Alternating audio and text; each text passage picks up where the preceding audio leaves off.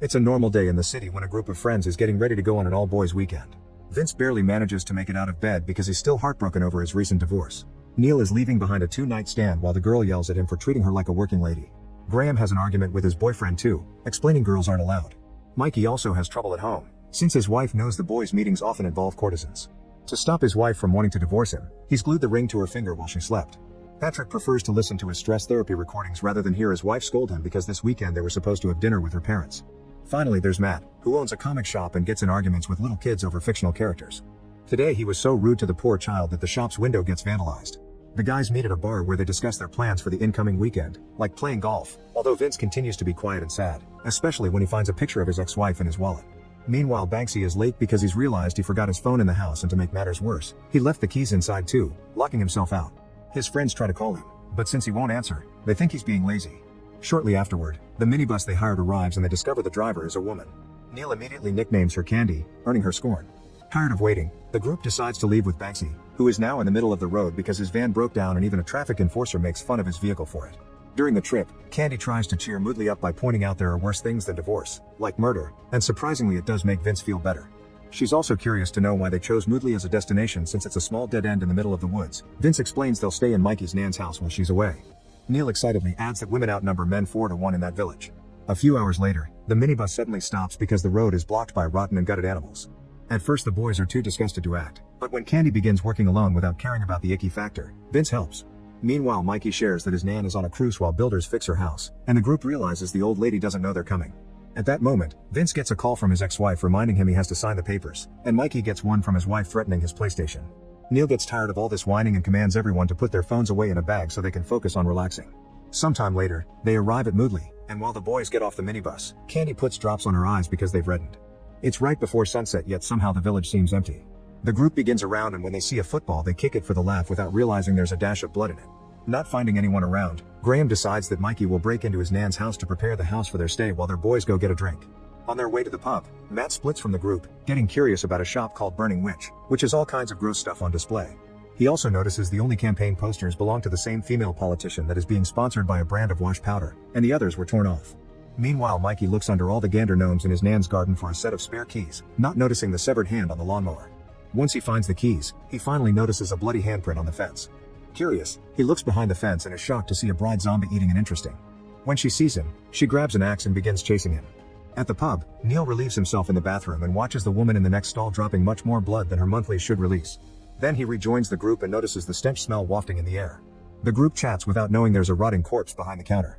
Since nobody will serve them, the group goes back to find Matt and they watch how a hooded beggar appears down the road. They wonder if they should toss her some coins, but suddenly Sergeant Gavin jumps on the beggar and tries to kill her with his knife. The guys rush to help the woman and Vince tackles Gavin to punch him, but Gavin easily flips him over.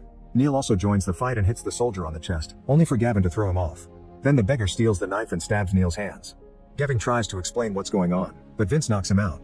At that moment, Mikey shows up and smashes the beggar's head with a garden gnome, revealing she's actually a horrifying zombie. Then Mikey explains that the village is a small zombie apocalypse and points to the street, where infected women are approaching them. The group rushes back to the minibus carrying an unconscious Gavin, only to discover Candy is now infected too. Neil immediately closes the minibus doors and the guys decide to run to Nan's house. On the way, they're disgusted to see a gutted soldier pinned on the fence. Neil approaches him to retrieve the gun, but at that moment the soldier wakes up and tells him the gun is empty. He also warns them not to go to the woods and laughs when Vince asks him what's in there. Suddenly the zombie bride appears behind the soldier and splits his head in two. Screaming in fear, the group runs away and makes it to Nana's house, where Mikey has trouble finding the keys in a zillion pockets. His friends grab the paint buckets left by the builders and begin throwing them at the zombies while an infected hairdresser gets close enough to attack Matt. Luckily, Vince manages to stop her by stunning her with black paint. Then Mickett finally finds the keys and the group rushes into the house, causing the horde to retreat. Vince is furious because their weekend has been ruined and Neil tries to call for help, but his phone has no signal. Patrick gives Neil a damp towel for his wound, noticing he isn't turning. All the zombies they've seen are women, so instead of the usual biting, Vince thinks something in the air is only affecting female bodies. At that moment, Neil looks out the window and is surprised to see a bunch of crows crowing. The sudden scream wakes Gavin up, and he explains all men from the village are dead. Matt guesses it must be a biological weapon that went out of control, but Gavin just answers it's classified. Tension grows as the group demands more information, but then Patrick announces the kettle's boiling and everyone seats down for tea like the English boys they are. It's revealed that nobody has survived long enough in the village to search for a cure and that a majority of the horde searches for fresh meat in the woods. Desperate to escape, the guys agree they need to retrieve the minibus. Since Neil always says women love him, they send him to lure Candy out. Using the smell of his wound, Neil manages to make Candy leave the minibus, and the rest of the group rushes into the vehicle. Unfortunately, as soon as they turn on the engine, two zombies pop up from behind the backseats. The guys begin running again and Patrick tries to grab the bag with the phones, but a zombie grabs the other end and they struggle until the strap breaks. Then the other zombie attacks him with her axe, but Patrick dodges it and begins running toward a billboard. The zombie catches up to him and wounds his leg with the axe, but Patrick keeps going and climbs the billboard where they can't reach him. When he checks the bag, he's disappointed to find the golf balls instead of the phones. The rest of the group is surrounded by zombies in the street with no way to escape, but at that moment Patrick starts hitting golf balls like a baseball and hitting the zombies to provide a distraction. Vince and Matt hide in a toy shop while Gavin, Graham, and Mikey enter an apparel shop. Neil grabs the scattered balls to throw them at the zombies again, then hides inside a house next to the church, but suddenly, someone knocks him out. At the toy store, Vince realizes they forgot to lock the door and has to fight off a zombie that almost crashes inside. Matt is excited about all the collector editions, but mainly because he's found lots of nitro fluid, usually used for radio-controlled cars. He pours some of this fluid on the zombie's hand and lights it up using Vince's lighter. At the apparel shop, Graham watches the zombie burn, but Gavin pulls him away from the window, pointing out they need to lay low. They explore the place, finding the floor covered in blood and a decapitated head on a shelf. In the fitting room, there's an infected sales lady that immediately sees them, so Gavin uses his last bullet on her. Unfortunately, the sound of the gunshot gets the attention of the zombies outside. Meanwhile, Matt finds some toy walkie-talkies, so the straps one to a remote control car and sends it out the street, making sure to drive it around the zombies' feet until it makes it to the apparel shop. Mikey successfully receives the walkie-talkie and the two groups can finally communicate, making them realize Neil isn't with either of them.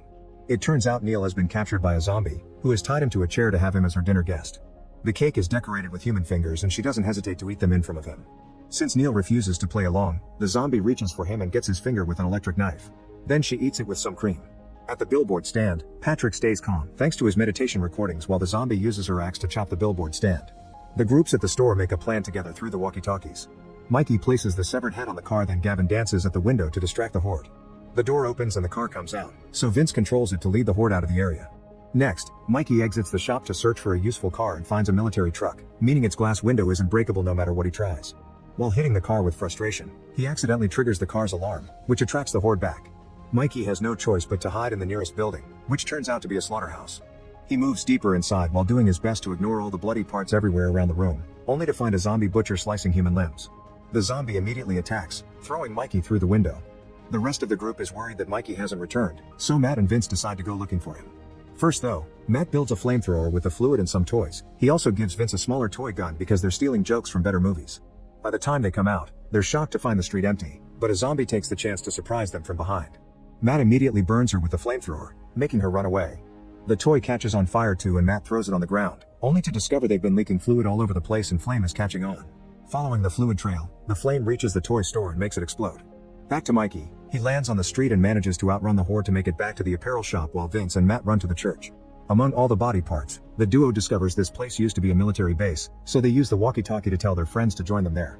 Then the duo explores the building and finds an old laboratory where obviously horrifying experiments have been conducted. The guys at the apparel store decide to dress up as women, which allows them to leave the shop safely because the zombies only attack men. Meanwhile, the zombie finishes chopping off the billboard stand and makes Patrick fall. As the zombie chases him, Patrick immediately runs to the minibus and finds Candy holding his golf club.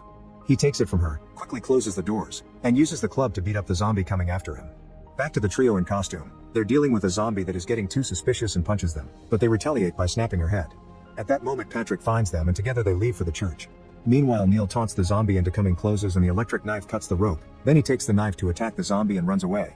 At the door, he notices the horde coming after him, so he climbs to the roof through the window instead. From there, he notices the group at the church door, but when he tries to wave, he leans against the roof and it breaks, causing him to fall into a room filled with infected exotic dancers having a meal. The dancers try to eat him at the same time and start fighting each other over who gets him, allowing Neil to escape and rejoin his friends. The group takes shelter inside the church right before the horde reaches them. Matt activates the computers and the screens reveal the whole village is under surveillance. The politician from the poster shows up demanding an update, but as soon as she sees strange faces she hangs up. Suddenly an alarm on Gavin's watch announces Phase 2 has begun. Outside, the infected women evolve and become smarter, faster, and weirder, while Gavin explains Phase I as sickness, disorientation, and psychosis. The zombie with the axe begins chopping at the door and Gavin reveals he's found a gadget that controls the experiment. With it, he can emit high-frequency sonic deterrents that produce a painful sound inclusive for women and is only effective after Phase 2 mutation. However, when he presses the button, nothing happens. Gavin starts panicking thinking they have no hope, and Neil scolds him because this is the fault of the very same experiment he was executing for some dumb politician. At that moment, Matt finds a box full of wash powder, and it's revealed that the politician was a delivery girl that distributed free wash powder containing the virus to each household.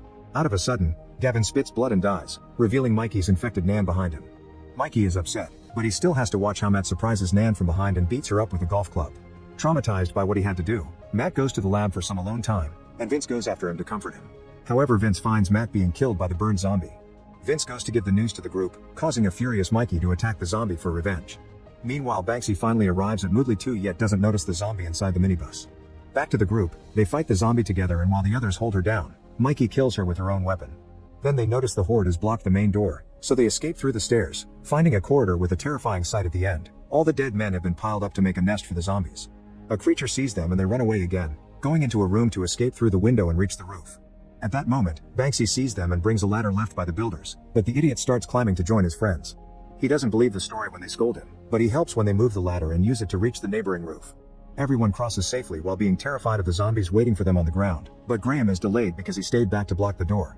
Some zombies manage to push him and break in, so Graham rushes to cross over as well, but a zombie catches up and moves the ladder to make him fall. Graham hit the ground and the horde immediately jumps on him to feed. The friends run around the roof and climb down, where they discover Banksy drove here in a tiny rental car. The tension finally breaks and the group begins arguing over who is to blame, but Patrick interrupts them to confess he wants to live longer. His speech is interrupted by another zombie, who immediately kills him. The remaining boys run back to the minibus, and when they open the doors, Candy tries to attack, only to hesitate when she sees Vince's face. Vince uses the distraction to punch her, and while he and Neil hold her down, another zombie approaches Banksy and kills him with a broken bottle. Vince runs to check on him and Neil finally loses it, knocking out Candy with a punch before yelling at the horde for more. His friends drag him into the bus, but before they take off, Vince burns the picture of his ex-wife, announcing he's done with women and if they want a pet they can get a Labrador. Not depressed anymore, Vince drives the minibus and hits as many zombies as he can on his way out of town. However, when they reach the road, they suddenly hear Graham through the walkie-talkie. It turns out he's been thrown in the nest with the other bodies and he wants to be rescued. The trio immediately makes their way back and gets ready to fight with gold clubs. Meanwhile, Graham finds the remote control for the system and goes upstairs, where he notices a wire had been disconnected. Graham quickly fixes everything and presses a button that activates the speakers the military installed all over town, which immediately makes the zombies freeze. Then Graham rejoins his friends and Neil grabs the control to have some fun. He presses the button over and over to taunt the zombies, getting close because they can't touch him. Then he tosses the control back to his friends, only for it to fall and break. The system fails and the zombies are freed, so the friends immediately throw Graham in a shopping cart and begin running away. Make sure to subscribe and turn on notifications so you can watch more videos like this. Thanks for watching.